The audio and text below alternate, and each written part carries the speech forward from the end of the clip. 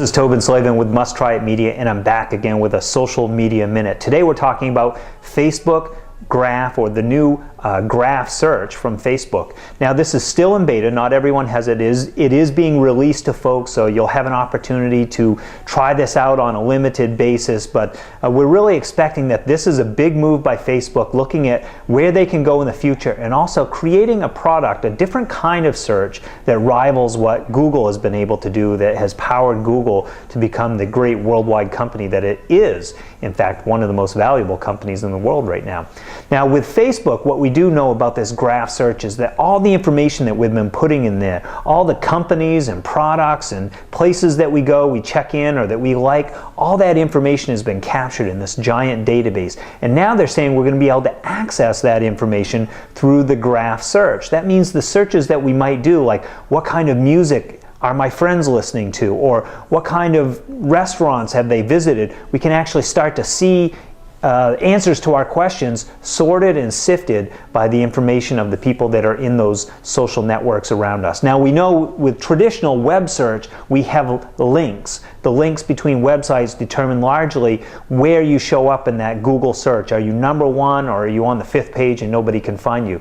Now with social search, with this graph search, we're actually looking at likes being the big determining factor. And we also know that we might be able to do some really fun searches. For example, I read that we could do a search like my friends. I want to find photos of my friends from before 1985. That could be fun, right? Or maybe even a little bit scary when you see some of the fashion. So now for our app of the week, we're talking about, actually this is a really interesting thing. I've been watching this closely because there's a lot of to-do apps out there that you can find in the app stores, either on Android or at Apple, even the Windows 8 platform that's coming on. But what we find, research shows that if you use a to-do app, one of those check mark, you know, I did my stuff, check it off, and it leaves your list, people tend to use those for a short amount of time, and then they kind of drop the habit. I think that it's just like we don't like to be nagged about all the things that we have to do, but we do need those important reminders. So I've been looking at a new class of apps that are coming out.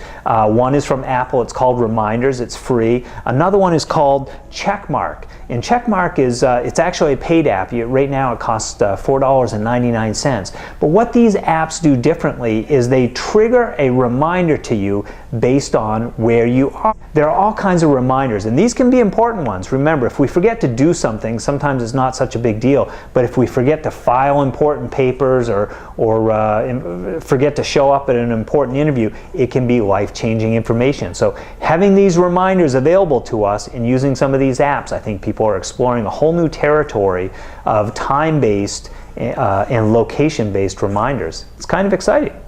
That's the Social Media Minute with Tobin Slavin from Must Try It Media.